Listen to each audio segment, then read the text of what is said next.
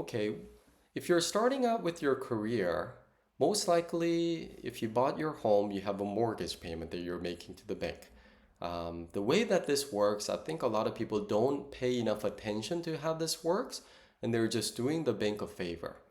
There are things that you can know, that you should know, in my opinion, that can help you pay off your mortgage so much faster so that again, you spend less money on the expenses and you can have more money that you can invest to generate passive income. So let me show you um, this calculation. And I was actually sitting down with my daughter to help her see how these things work. Again, the concept of money and financial literacy is so important. Um, I wish my parents sat me down and taught me this, but it's okay, I learned. But I took the time to teach my daughter how this worked too. So I created this, and you can create this too using Excel spreadsheet. You can also go to sites and they will do this, but I wanted to do this manually, so I calculated how this works, right? But imagine you get a total mortgage for 475. I'll provide a link that you can use and you can duplicate this if it would be helpful, or you can create it yourself. But let's say that you borrowed 475,000 and the interest rate is 8%, you're paying it over 30 years. This is how it would work. So on month zero, you owe the whole thing, and then you make the monthly payment. After you make the monthly payment, you still actually need to pay interest. So you're going to pay basically 5% interest of what you owe, which is going to be this. So big part of your payment, like 90% of your payment, went to just pay off the interest, right? And now what you owe, because now you paid basically 300 bucks off of your total. Oh, now you owe 300 bucks less. Now you pay 5% of that. Notice how this doesn't decline that much at all. Although you're making a $3,000 payment, it's only going down by like 300. What's going on? Remember that compound interest snowballing effect? They're taking advantage of that themselves because they're getting 5% interest on what you owe. So that amount is going to go down very slow. This is a graph of how much you owe the bank, and this is over time. Notice how in the beginning you pay and pay and pay. You don't feel like you're paying anything off because that is exactly what's happening. You're not paying it off that quickly. It just goes very slow. Look at this. That's 475,000. Even after 5 years. 5 years of paying that, it only went down by like 30,000. You kidding me? You paid 5 years of 3,000 and that only went down that much? That's insane, right? So what will end up happening is in 30 years, you're going to end up paying the bank. If you do what the bank tells you to do, I'll just make a monthly payment. Then you're going to do the bank a favor. You're going to pay them about, according to this scenario, about 3 times as much, right? Where about twice of what you owed went to the bank over 30 years. And the worst thing is in the first 10 years, you almost didn't even pay off what you owed at all. It still remains because it goes down fast towards the end of your mortgage, not in the beginning. The bank designed it this way, right? Or, I mean, yeah, okay. Now, if the interest rate is higher, then, of course, it changes. But notice how the shape doesn't change, right? So of course you need to make a higher monthly payment and so forth. But let's go back to that 8%. Here's an interesting thing. Let's say that you borrowed 475, but immediately you paid off, let's say $10,000. 10,000. How long would it have taken if you paid the monthly payment regularly for this to go down by $10,000? Well, let's look. 475, how long would it take to go to 465?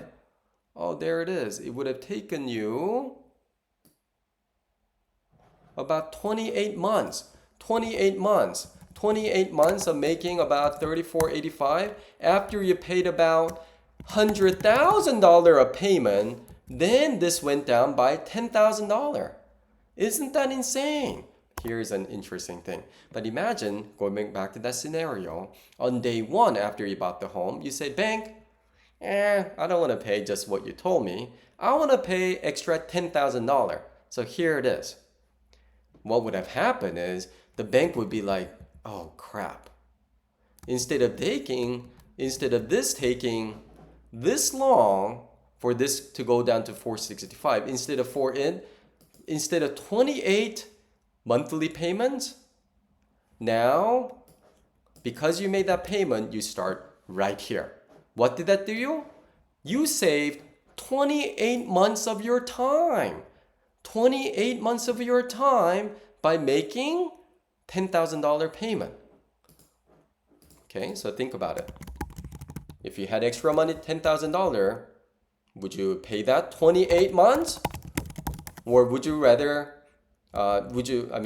just make a monthly payment that they told you and do it for 28 months? Or would you rather just pay that now and save that 28 months of that time and get all of that yourself? 28 months where you can be off of that mortgage. Let's say you got let's say 6 months later, so you paid this, you paid the payment, right? You paid the monthly payment and you got another $10,000, right? On month 32. So you say, I'm going to do that again. And you say, bank, I'm going to send you another $10,000. The bank's going to be, oh no, it would have taken how long? From here to here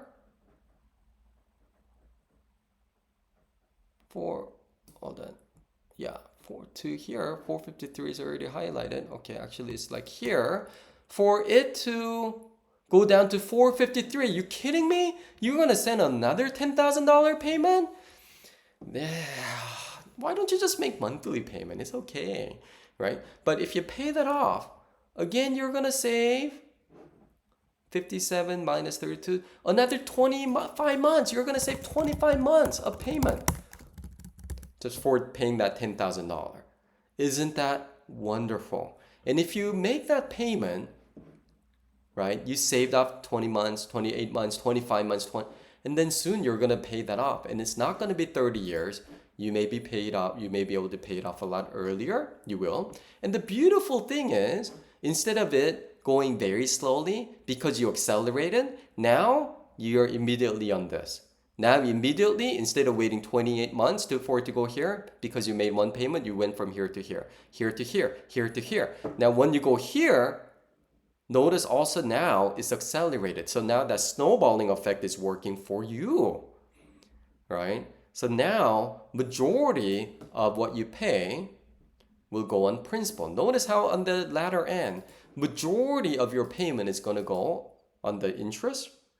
Majority is going to go on the principal, not on the interest, and you're going to kickstart that a lot earlier.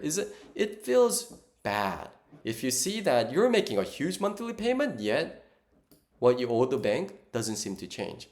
Later, because you made that $10,000 payment, $15,000 payment, maybe even $20,000 payment, maybe even $500 that you decide to pay extra every month.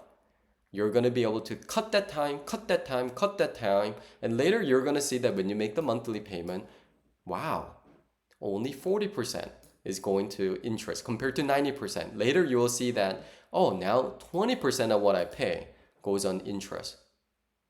And that's a happy feeling. That's how it feels like to have financial freedom. So again, when you look into when you think about when you have extra money, what should you do? Should you go and buy a nice car? Yeah, you can do that once in a while, but hopefully not. You want to use that to pay off.